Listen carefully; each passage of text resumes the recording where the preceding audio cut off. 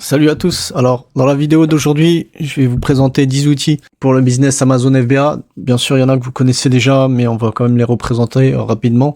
Donc, pour commencer, déjà, il y a Jungle Scout. Donc, c'est un outil très connu de recherche produit qui va nous servir à non seulement trouver un produit qu'on va pouvoir vendre, mais aussi regarder les mots-clés. Les mots-clés qui vont nous servir pour faire notre fiche produit, nos titres, etc. Donc, il y a pas mal de données dans Jungle Scout. Et puis il y a d'autres fonctionnalités. Donc bien sûr, je vais pas m'attarder dessus parce qu'il y a pas mal de tutoriels déjà sur YouTube. Peut-être que j'en ferai un moi-même d'ailleurs plus tard. Mais pour l'instant, voilà. Donc ça, c'était notre premier outil. Ensuite, il y a Helium 10, pareil que Jungle Scout. Donc c'est un outil qui est avec Jungle Scout, c'est les deux plus utilisés au monde, je pense, pour le business Amazon. Donc il y a non seulement on peut trouver des produits avec, utiliser, s'en servir aussi pour faire notre listing, pour tout ce qui est mots-clés, etc. Mais il y a aussi plein d'autres fonctionnalités, notamment sur Helium 10. Il y en a encore plus que sur Jungle Scout, il me semble. Parce que Jungle Scout, ce qui m'embête, c'est que, bien sûr, c'est moins cher. Donc c'est vrai que moi, j'avais utilisé ça pendant pas mal de temps, parce que au mois, ça revient moins cher. Mais il y a quand même des bugs.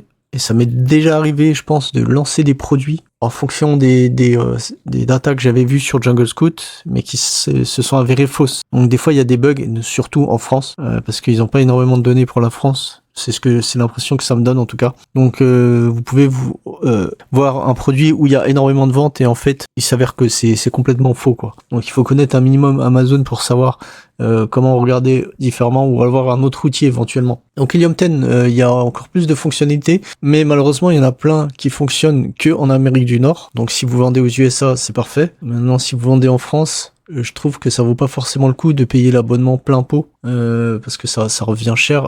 À la limite, faut s'inscrire juste pendant un mois, faire une recherche produit à fond, puis se désinscrire. Parce que il y en a plein qui se sont inscrits pendant une année entière, voire plus longtemps, et ils l'utilisaient très peu, quoi. Donc si vous n'utilisez pas toutes les fonctionnalités, c'est un peu du gaspillage d'argent, je trouve. Voilà.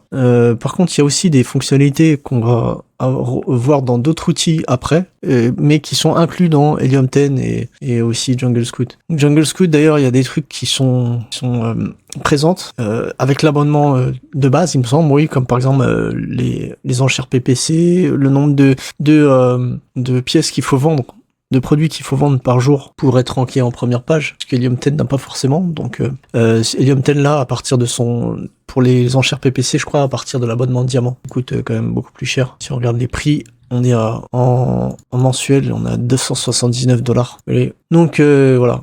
Ensuite, bien sûr, il y a d'autres outils de recherche produit, notamment AMZ Scout, dont j'avais déjà parlé sur ma chaîne, j'avais déjà fait un tutoriel. Mais il y en a plein d'autres, il y a Viral Launch, il y a Igro, il y en a un bon paquet.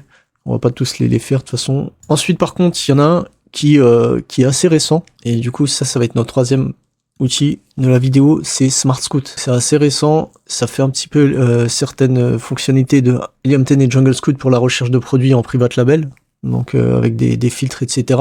Mais c'est comme Smart Scout, c'est comme une base de données géante en quelque sorte. Vous voyez là, par exemple, j'ai mis brand, les marques, et là on voit les marques qui vendent le plus sur Amazon. Donc là, j'ai mis Amazon France. Je peux mettre d'autres marketplaces. En France, vous voyez ceux qui vendent le plus. Et c'est sympa parce qu'il y a même la possibilité aussi de voir, par exemple, quels sont les vendeurs qui font le plus de ventes aux États-Unis. Les vendeurs français qui font le plus de ventes aux États-Unis. On a aussi là un sales estimator, c'est-à-dire ça, par contre, je suis pas sûr que ça fonctionne correctement parce qu'ils disent que si vous êtes, par exemple, en BSR 967, en auto et moto, vous allez faire 200 ventes par mois. Par contre, si on met une grosse niche comme ça, là, cuisine et maison, vous êtes là, ici, ça m'a l'air correct. Mais aux États-Unis, je pense qu'il y a beaucoup plus de ventes sur les mêmes niches. Vous voyez, par exemple, on va mettre baby product. Si vous êtes en BSR numéro 300, quasiment, vous faites déjà 16 000 ventes. C'est énorme. Il y a des top new product. En gros, c'est des produits qui sont récents, qui se vendent bien ou qui sont en tendance, je sais pas trop, mais voilà. Il y a tendance des termes de recherche.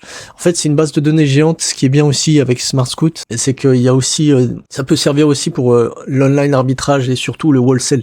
Donc pour le wholesale, il y a des suppliers, des fournisseurs, etc. Il y a pas mal de choses. Bon, de toute façon, je vais pas. La vidéo c'est pas sur Smart Scout, donc je vais pas m'attarder dessus. Mais voilà, c'est un outil qui est en train de monter petit à petit. mais malheureusement, je crois qu'il y a encore la Chrome extension, elle est encore en version bêta.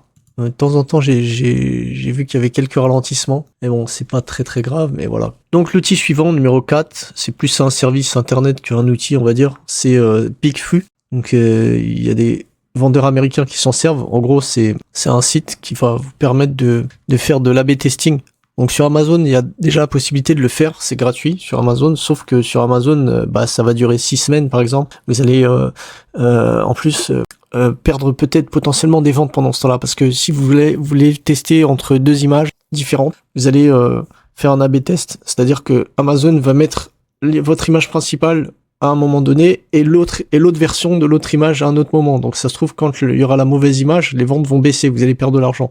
Sauf que là, PickFu, ils mettent pas en ligne sur Amazon, c'est directement des consommateurs qui vont vous dire je préfère l'option A ou l'option B. Et il me semble que vous pouvez mettre plus que deux options d'ailleurs, ce que Amazon ne peut pas faire. Il me semble, oui. Et en plus, vous aurez la réponse très rapidement. Donc ça, c'est pratique pour savoir quelle image peut bien marcher, mais il me semble qu'on peut aussi tester les produits, je suis pas sûr, mais il me semble que voilà, ça doit être possible. Le petit X, c'est que je trouve que c'est assez cher. Je me rappelle plus exactement des prix, mais il me semble que c'était cher quand j'avais vu un peu plus en détail pour ce que c'était. Maintenant, j'ai vu il y a pas très longtemps sur un autre youtubeur Amazon FBA français qu'il utilise IntelliVie.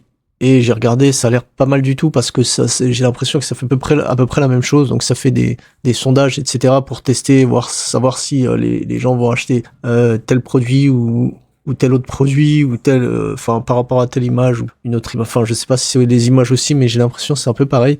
Et après, je me suis dit, mais en fait, il y a des sites de sondage, tout simplement, dont un, je me rappelle plus le nom, mais je l'ai en marque-page, qui est très connu et qui permet de faire des sondages, justement. Et en tout cas, voilà, c'est pas mal pour faire une pré-étude de marché, en fait, pour savoir exactement si votre produit va plaire, si votre image va plaire, etc. Donc ensuite, outil suivant, c'est Sellerboard. Alors Sellerboard, on va dire, c'est un outil un petit peu qui sert à faire plein de trucs en même temps. Donc moi je l'ai déjà utilisé, je crois qu'il y a 2 mois gratuits, je sais pas si c'est toujours le cas, mais ils me font en général 2 mois gratuits, mais c'est 2 mois, mais c'est assez limité par rapport aux fonctionnalités avec le truc gratuit. Donc comme souvent, malheureusement, il n'y a pas le français.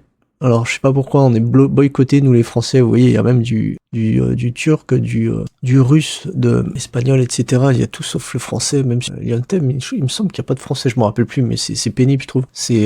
Ah oui, là il y a 1 mois gratuit. Enfin bref, vous voyez tout ce qu'il y a là. En gros, ça sert à gérer son inventaire, demander des reviews de manière automatique, demander des remboursements d'inventaire perdu. En fait, donc ça fait plein de trucs. Honnêtement, je l'avais testé, mais j'ai pas trop accroché dessus. Mais bon, voilà, je voulais vous en parler.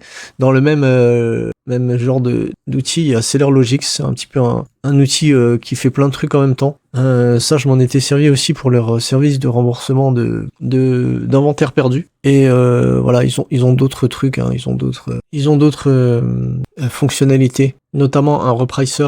C'est-à-dire c'est des prix automatiques. Les prix automatiques, ça peut servir pour ceux qui sont dans le online arbitrage, etc., tout ce qui est buy box, etc. S'ils sont tout seuls sur une buy box, ils peuvent essayer de refaire remonter le prix, parce que dans tous les cas, les gens ils vont acheter leurs produits, je pense, s'ils sont tout seuls. Après, en private label, ça peut être aussi intéressant d'augmenter son prix en fonction de la demande. Quand il y a je sais pas moi, des périodes de fête ou quoi, ou des moments passagers où les gens ils vont acheter quand même votre produit, ça peut être pas mal d'augmenter le prix. Un peu à la manière des billets d'avion et des hôtels qui augmentent en fonction de la demande. C'est pas terrible pour le consommateur, mais voilà, c'est en tant que vendeur, on essaie de faire un maximum de profit. Il y a aussi un autre outil qui est français, qui est un petit peu dans le même genre, qui fait plusieurs. C'est des outils que j'appellerais un petit peu fourre-tout, qui font plein de trucs en même temps. Je crois que ça s'appelle SellerSuite. Ça s'appelait IntelliFox avant. Donc ça vous permet de faire notamment demander des avis automatiquement, de vous aider à faire votre listing, etc. Moi personnellement, je suis pas fan. Voilà, donc l'outil suivant ensuite c'est Shopkeeper. Donc Shopkeeper, je trouve que c'est un outil qui vous permet de gérer votre marge et voir si vous faites vraiment des bénéfices sur Amazon. Donc ça prend en compte tous les frais que vous payez. Donc je trouve que c'est assez paradoxal, parce qu'en gros vous payez pour avoir un outil qui vous dit est-ce que vous êtes rentable, quoi? Enfin, c'est un petit peu, ouais, c'est un petit peu un comble, quoi. Donc surtout que c'est plutôt cher, hein. C'est assez cher. Donc, vous voyez, dès que vous faites 1000, et encore, je crois que le prix il a baissé parce qu'avant il y avait un seul abonnement, je crois, à $80. Là, au moins jusqu'à 1000 trucs, 1000 commandes par mois, c'est 45 balles. Donc, et je crois qu'ils ont rajouté des fonctionnalités aussi. Et dans le même type, c'est à peu près le même outil, c'est Vendorati. Alors Vendorati, c'est un peu pareil, c'est pour gérer sa marge. Et moi, je m'en passe. Hein. Ce genre d'outil, honnêtement, je trouve que c'est trop cher pour ce que c'est en plus. Et justement, celui-ci, il était moins cher que Shopkeeper. Et vu que Shopkeeper, ils ont changé leur manière de facturation, bah finalement, c'est à peu près les mêmes tarifs maintenant. Voilà. Donc, si on prend ce genre d'outil. Après, j'en parle quand même parce que ça peut servir pour ceux qui ont du mal à gérer leur marge, gérer leur profit, etc. Et je sais qu'il y en a beaucoup. Maintenant, je trouve que c'est stupide de payer plein d'outils comme ça. Voilà. Faut imaginer, chaque fois, si on doit payer 50 balles pour chaque outil qu'on utilise, enfin, on se retrouve vite avec à payer tellement de trucs à la fin. Donc, l'outil suivant dont je voulais vous parler, c'est Getida. Alors Getida, c'est connu pour être un outil qui permet de récupérer de se faire rembourser par Amazon. Donc Amazon ne vous rembourse pas systématiquement des stocks qu'ils ont perdus. Ok, s'ils ont perdu des produits dans leurs entrepôts ou pire alors si vous avez fait une demande de retour produit et ils ont perdu toute la marchandise et vous l'avez complètement oublié, ben Getida ils vont faire le taf pour vous, ils vont essayer de trouver tout ce qui tous les produits, toutes les pertes, et ils vont demander à Amazon de vous rembourser. Donc comme je vous ai dit, il y a d'autres outils qui le font, comme SellerLogic, Sellerboard, ils ont une partie qui le fait. Alors je sais pas si c'est aussi efficace que Getida. Il y a aussi Helium 10 qui a une fonctionnalité comme ça. Et en plus c'est gratuit il me semble. Et en général, d'ailleurs sur Sellerboard, SellerLogic, ils prennent en pourcentage de ce qu'ils récupèrent. Voilà. Alors ensuite, comme outil gratuit, on a Canva.com, ça c'est très connu. Mais je le dis quand même parce que y en a qui le connaissent pas. Ça permet de faire des designs donc pour les réseaux sociaux, mais aussi pour Amazon bien sûr. Vous pouvez faire vos images produits. Si vous avez une photo, vous mettez la photo et vous faites les images. Si vous êtes bon en design, moi perso, je préfère déléguer toute cette partie-là. Donc je suis vraiment mauvais en design. Donc voilà. Et il y a aussi Photopea. C'est un alternatif à Photoshop, mais gratuit. Donc pour ceux qui sont doués en design, vous pouvez faire vos images vous-même pour le listing Amazon. Ensuite, on continue avec notre, je sais plus à combien on est là, 9 je crois. C'est tout ce qui est outils de gestion de PPC. Donc ça, c'est un Français, il a une chaîne YouTube, vous l'avez peut-être sûrement aperçu, PPC Assist. Moi, je sais pas trop ce que ça vaut, je voulais vous en parler quand même parce que voilà, ça existe pour compléter aussi mon petit classement. Et d'ailleurs, je pense que je vais pas tarder à l'essayer parce qu'en plus, il y a un mois gratuit sans la carte de crédit, ce qui est plutôt pas mal. Donc moi en général j'utilise surtout des prestataires qui gèrent mon PPC. Donc je sais pas trop ce que ça vaut les outils de PPC.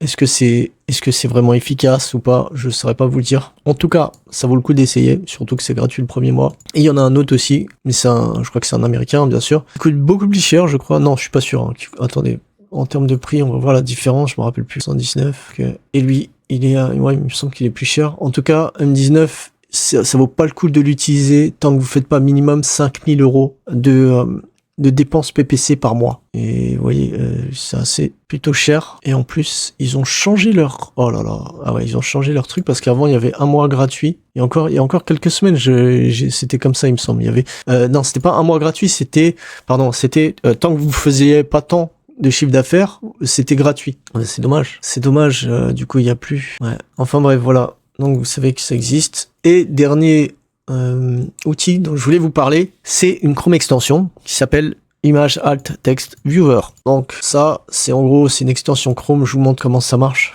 comment ça fonctionne. En gros là vous avez un produit Amazon, vous voyez, tout ce qu'il y a de plus classique. Je clique sur la petite extension et voilà ce que ça me met. Donc là, pas d'alt sur l'image principale. En gros, ça te montre les alt textes là qui ont été mis dans les images de la fiche. Est-ce que le gars il a bien utilisé tout l'espace des mots-clés sur sa fiche produit, notamment sur le contenu A+, là il a mis juste le nom de sa marque, ce qui est un peu dommage. Pour le référencement, c'est pas optimisé. Voilà. Donc ça vous sert à voir si vous avez bien optimisé toutes les images, etc. Tous les alt dans les images. Voilà, j'espère que la vidéo vous a plu. Et n'hésitez pas à me dire dans les commentaires si vous connaissez d'autres outils qui sont utile pour le business Amazon. Et moi, je vous dis à la semaine prochaine.